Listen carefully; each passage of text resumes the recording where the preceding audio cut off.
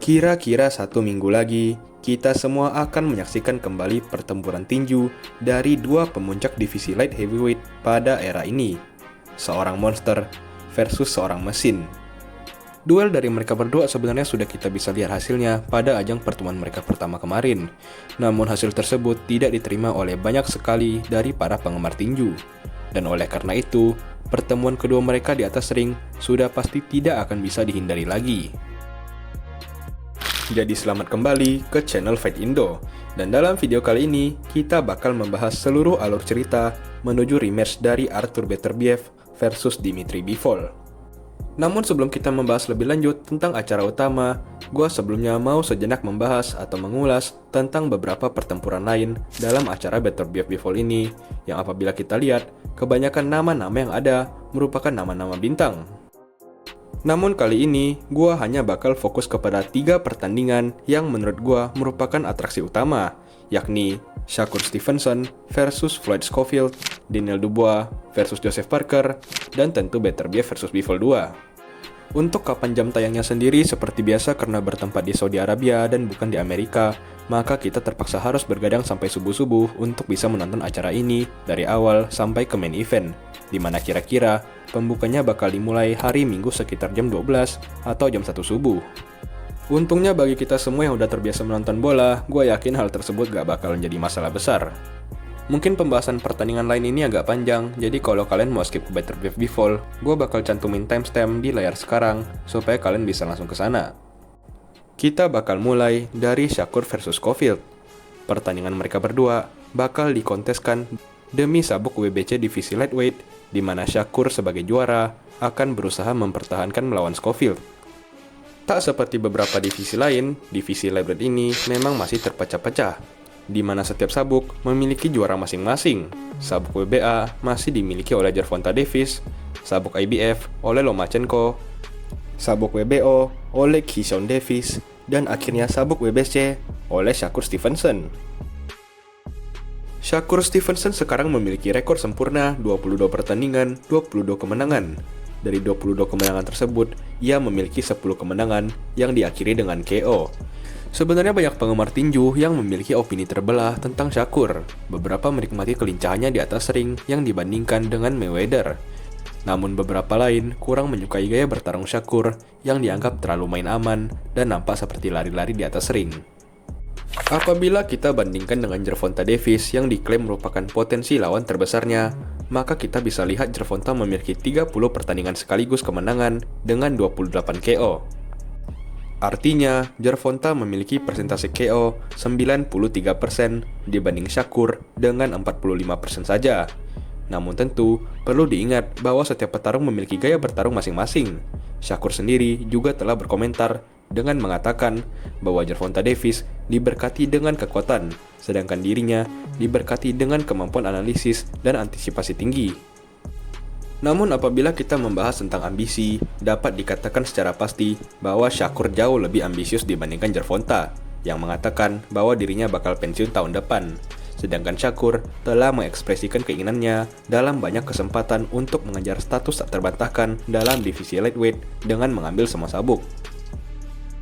Schofield merupakan seorang petarung muda berusia 22 tahun, dengan rekor sempurna, 18 kemenangan tanpa kalah, dan 12 kemenangan via KO. Menuju pertandingan ini, Schofield nampaknya menjadikan sosok legenda abadi Muhammad Ali sebagai semacam inspirasi. Dalam usia 22 tahun, pada bulan Februari 1964, Muhammad Ali menantang salah satu petinju paling menakutkan sepanjang masa dalam bentuk Sonny Liston. Semua orang pada saat itu menganggap Ali tidak memiliki kesempatan menang sedikit pun. Namun tak disangka-sangka, Ali berhasil mengejutkan seluruh dunia dengan mengalahkan Liston via TKO dan menjadi juara tak terbantahkan kelas berat dunia. Dan kisah tersebut cukup mirip dengan rintangan yang perlu dihadapi Schofield sekarang ini. Dirinya juga berusia 22 tahun yang akan menantang seorang juara hebat dalam bentuk Shakur Stevenson tepat pada bulan Februari, di mana Ali mengalahkan Sonny Liston. Dari divisi lightweight, kita lompat jauh ke divisi terbesar dalam boxing sekarang ini. Alexander Usyk yang telah memegang semua sabuk divisi heavyweight terpaksa melepaskan sabuk IBF-nya untuk mengejar rematch melawan Tyson Fury kemarin. Status juara baru IBF tersebut lalu diberikan kepada petarung asal Inggris, Daniel Dubois, yang pada saat itu merupakan juara interim setelah mengalahkan Hrgovic. Namun sayangnya bagi Dubois, nampaknya masa kejuaraannya tidak akan lama, karena dalam waktu singkat, ia akan menghadapi salah satu nama terbesar tinju pada era sekarang, Anthony Joshua. Joshua pada saat itu baru saja membantai mantan juara heavyweight MMA Francis Ngannou via KO brutal di ronde 2. Oleh karena itu, banyak yang mengatakan bahwa Joshua sekarang berada dalam masa primanya dan akan menjadi calon juara kelas berat tak terbantahkan pada masa depan. Dalam pertandingan ini, Dubois dapat dikatakan diremehkan oleh seluruh dunia tinju. Gua sendiri pas waktu itu masih ingat kalau gue pilih untuk tidur dan gak nonton karena gue yakin bahwa Joshua pasti menang gampang. Namun sampai sekarang keputusan tersebut masih menjadi salah satu yang paling fatal dalam waktu gue sebagai seorang fans. Dubois berhasil meng-KO Joshua dan mempertahankan sabuk IBF-nya. Kemenangan tersebut menjadi salah satu momen terbesar dunia tinju pada tahun 2024 kemarin, dan KO Dubois tersebut menurut gue merupakan KO terbesar tahun lalu. Dalam rematch Fury Usyk 2 kemarin, Dubois membuat ulah dengan masuk ke dalam ring dan menantang Usyk untuk bertanding.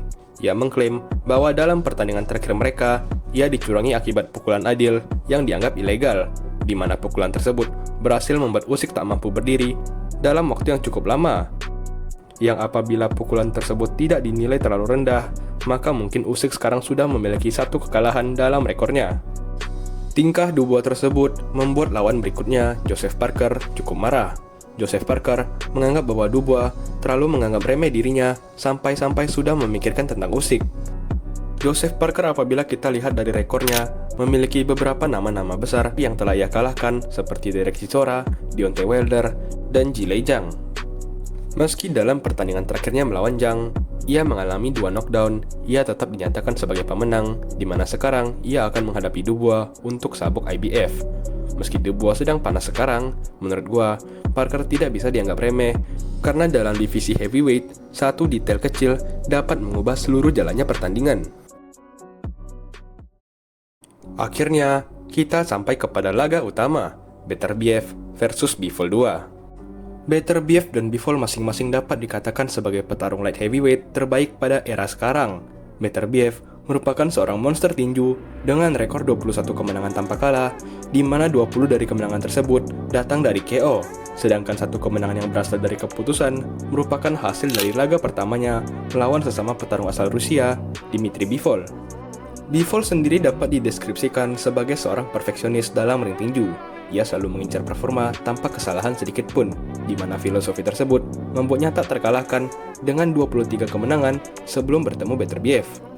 Bivol juga sempat mengejutkan dunia tarung dengan mengalahkan salah satu ikon boxing terbesar sekarang ini, Canelo Alvarez, dalam dominasi penuh sepanjang 12 ronde. Gaya bertarung Beterbiev yang terkenal karena kekuatan mengerikannya kontras dengan gaya bertarung Bivol yang lebih mengandalkan kesempurnaan dan dominasi, membuat pertemuan dari kedua petarung ini tidak dapat dihindarkan. Beterbiev Bivol 1 berlangsung penuh selama 12 ronde, di mana pertarungan berlangsung sangat kompetitif. Namun akhirnya, melalui keputusan mayoritas para juri, dengan skor 114-114, 115-113, dan 116-112, kemenangan sekaligus status juara tak terbantahkan diberikan kepada Beterbiev.